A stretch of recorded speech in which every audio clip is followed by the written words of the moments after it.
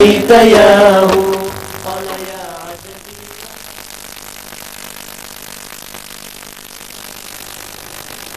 للہ وکفى وسلام علی عباده الذین اصطفى اما بعد اعوذ باللہ من الشیطان الرجیم بسم اللہ الرحمن الرحیم۔ خواتین و حضرات، آج کی نشست میں آپ تمام آنے والے مہمانوں کا پرتپاک استقبال کرتا ہوں۔ السلام علیکم ورحمۃ اللہ وبرکاتہ۔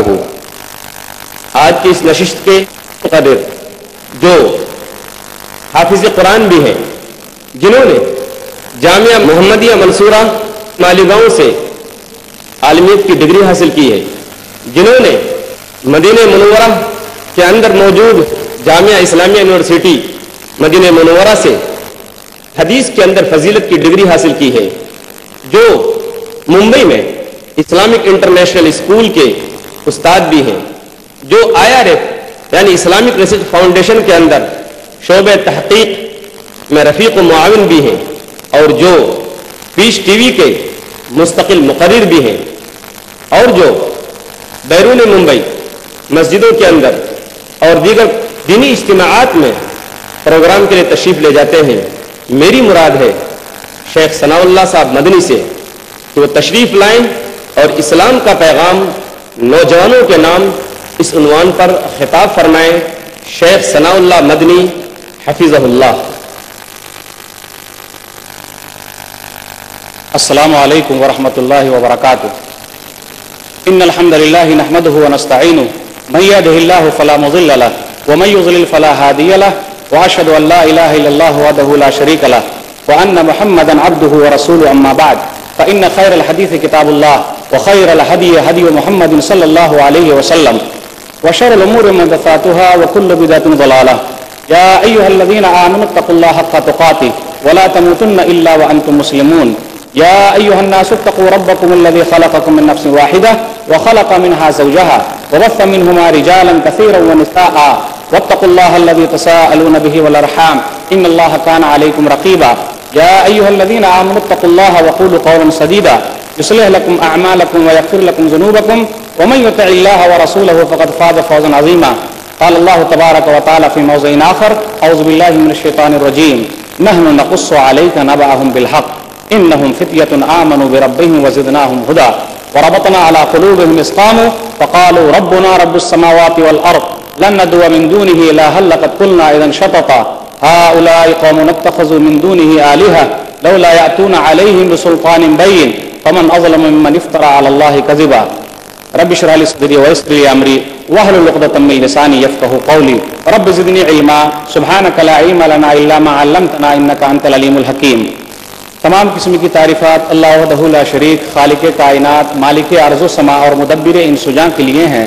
اس کے بعد بے شمار درود و سلام نازل ہو جناب محمد رسول اللہ صلی اللہ علیہ وسلم پر کہ اللہ رب العالمین نے انہیں رحمت للعالمین بنا کر بھیجا۔ اللہم صلی علی محمد وعلی آل محمد کما صلیت علی ابراہیم وعلی آل ابراہیم انک حمید مجید۔ اللہم بارک علی محمد وعلی آل محمد کما بارکت علی ابراہیم وعلی آل ابراہیم انک حمید مجید۔ محترم سامعین، بزرگوں، دوستوں، ساتھیوں اور خواتین اسلام، خطبہ مسنونہ کے بعد میں نے سورہ کہف سورہ نمبر 18 کی 3 آیتیں 13، 14 اور 15 آپ کے سامنے پڑھی ہے۔ اس مناسبت سے میری تقریر کا عنوان ہے اسلام کا پیغام نوجوانوں کے نام۔ سب سے پہلے میں وضاحت کرنا چاہوں گا جو ہمارے بزرگ بیٹھے ہوئے ہیں وہ یہ تصور نہ کریں کہ جی اس میں تو ہمارے لیے کچھ پیغام ہے ہی نہیں تو ہم کیوں آئے، اس پہ تو اس کا پیغام ہے نوجوانوں ہی کے لیے، اس لیے نوجوانوں ہی کو آنا چاہیے یا اسے ہی رہنا چاہیے۔ ایسی کوئی بات نہیں ہے، بلکہ ہر ایک کے لیے اس کے اندر پیغام ہے، کیونکہ نوجوانوں کو بنانے والے تو بزرگ ہی لوگ ہوتے ہیں۔ پوری تقریر کو آپ 2 حصوں میں سنیں گے۔ پہلا حصہ تو یہ ہوگا کہ ہمارے نوجوانوں کے بگڑنے کے چند اسباب کیا ہیں۔ میں تمام کی تو وضاحت نہیں کر سکتا، لیکن چند اسباب ذکر کرنا مناسب سمجھوں گا۔ دوسرا حصہ یہ ہوگا کہ یہ نوجوان وہی نوجوان ہیں جس کا تذکرہ قرآن اور حدیث کے اندر موجود ہے۔ کیا آج کا نوجوان اپنی اس حقیقت کو جاننے کے لیے تیار ہے؟ سامعین کرام، نوجوان مستقبل کی امید اور امیدوں کا مستقبل ہیں۔ نوجوان ملک کا ایک قیمتی سرمایہ ہے، معاشرے کا، قوم کا سب سے اہم اور بنیادی جزو ہے۔ نوجوان کسی قوم کے لیے بالکل ریڑھ کی ہڈی کی مانند ہے۔ جس طریقے سے جسم بغیر ریڑھ کی ہڈی کے بیکار ہے، اسی طریقے سے نوجوان کے اچھے نہ ہونے سے وہ قوم بھی بیکار ہے، اس کی ترقی اتنی زیادہ نہیں ہو سکتی۔ قوم کی ترقی اور تنزلی میں نوجوانوں کا بہت زیادہ ہاتھ رہا ہے۔ میں یہ کہتا ہوں اور مجھے یہ کہنے میں فخر ہے کہ اسلام کی تحریک نوجوانوں کے دم سے وابستہ ہے۔ عربی زبان کے اندر نوجوان کے لیے جو لفظ آتا ہے وہ ہے فتح، شاب، غلام۔ آج کل لوگوں کو شکایت ہے کہ جی آج کل کے نوجوان تو بگڑتے چلے جا رہے ہیں، صحیح نہیں ہے، ماں باپ کی بات نہیں مانتے، پڑوسیوں کے حقوق ادا نہیں کرتے، رشتہ داروں کے حقوق ادا نہیں کرتے، وہ ہمیشہ اپنی طاقت کا غلط مظاہرہ کرتے ہیں۔ لوگ کہتے ہیں کہ انہوں نے اپنے لیے کسی اور کو اسوہ بنا لیا ہے، نمونہ بنا لیا ہے۔ دیکھتے نہیں آپ کہ ان کے بال رکھنے کے انداز بھی مختلف ہیں، کپڑے پہننے کے انداز بھی مختلف ہیں، جیسا کہ لوگ کہتے ہیں۔ کیا حقیقت ہے اور کیا غلط ہے، کیا صحیح ہے، وہ نوجوانوں کو فیصلہ کرنا ہے۔ میں یہ کہتا ہوں اور مجھے یہ کہنے میں کسی طریقے کی کوئی دشواری نہیں ہے کہ نوجوانوں کو بگڑنے کے بہت سارے اسباب پائے جا رہے ہیں۔ ماں باپ یہ شکایت کرتے ہیں کہ جی ہمارا بچہ جو ہے وہ اسماعیل جیسا نیک کیوں نہیں ہے؟ تو کیا ماں باپ نے یہ سوچا کہ وہ خود پہلے ابراہیم جیسے نیک تھے یا نیک ہیں؟ کیا انہوں نے ابراہیم کی طرح اسماعیل کی تربیت کی ہے؟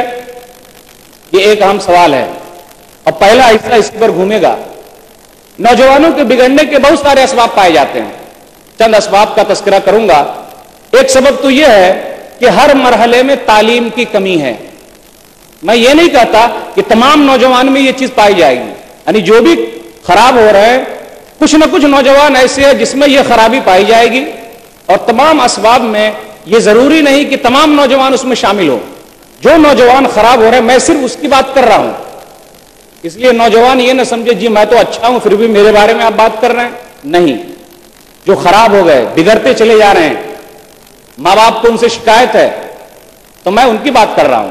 ہر مرحلے میں تعلیم کی کمی ہے، تربیت کی کمی ہے۔ ماں باپ نے بچپن سے اسے سکھایا نہیں، سمجھایا نہیں، بتایا نہیں، تو کیا کریں گے؟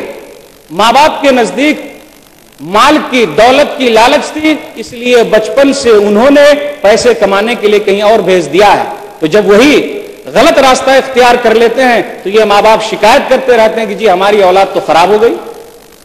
شکایت کرنے سے آپ کے اندر اختلاف پیدا ہوگا، سدھار نہیں آ سکتا۔ علم کی بڑی اہمیت ہے۔ آپ کو معلوم ہے نا، غار حرا کی پہلی آواز کیا ہے؟ وہ علم، پڑھنا، پڑھو۔ تو کیوں ہم اور آپ اتنی بنیادی چیزوں سے اپنے نوجوان کو محروم رکھے ہوئے ہیں؟ بہت سارے نوجوان علم سے محروم ہیں، کیوں ایسا؟ غور کیجئے۔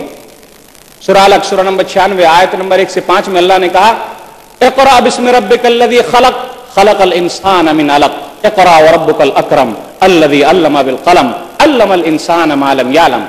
پڑھیے اپنے رب کے نام سے، رب کے نام سے پڑھنا ہے جس نے پیدا کیا، انسان کو پیدا کیا لوتھڑے سے۔ پڑھیے آپ کا رب تو کریم ہے جس نے قلم کے ذریعے سکھایا، انسان کو وہ سکھایا جو وہ نہیں جانتا تھا۔ اور نبی صلی اللہ علیہ وسلم نے ارشاد فرمایا، سنن ابن ماجہ المقدمہ باب نمبر 17 حدیث نمبر 224، انس رضی اللہ تعالیٰ عنہ اس حدیث کے راوی ہے، طلب العلم فریضۃ علی کل مسلم، کہ علم کا حاصل کرنا ہر مسلمان پر فرض ہے، چاہے مرد ہو یا عورت۔ یہی علم تو ایک ایسی چیز ہے کہ آپ اس سے عورتوں کو الگ نہیں کر سکتے، اور یہ ایسی چیز ہے کہ اس میں کوئی وراثت بھی نہیں چلتی۔ ماں عائشہ رضی اللہ تعالی عنہ کو کون نہیں جانتا؟ عورتوں میں سب سے زیادہ حدیث بیان کرنے والی کون؟ ماں عائشہ رضی اللہ تعالی عنہ۔ بڑے بڑے صحابہ آتے تھے مسئلے مسائل پوچھنے کے لیے اور ان کا جواب سن کر دنگ رہ جاتے کہ ماں عائشہ کا جواب کیسا ہے۔ کس نے سکھایا؟ ماں باپ نے سکھایا تھا۔ اشعار ان کو اتنے زیادہ یاد تھے اور قرآن کی آیتوں سے اس طریقے سے وہ دلیل پکڑتی تھی کہ نبی صلی اللہ علیہ وسلم بھی دنگ رہ جاتے کہ اس عورت کا دماغ کتنا زیادہ ہے. ایک مرتبہ ایک واقعہ ہوا کہ آپس میں نبی صلی اللہ علیہ وسلم کی 2 بیویوں نے اونٹ کی ادلا بدلی کر لی. ماں عائشہ کے اونٹ پر دوسری آ گئی, ان کے اونٹ پر دوسری چلی گئی. وہ آیت جو انہوں نے پڑھی تھی ذالک فضل اللہ یؤتیہ من یشاء, یہ اللہ کا فضل ہے, اللہ جس کو چاہے دے دے. اللہ اللہ اللہ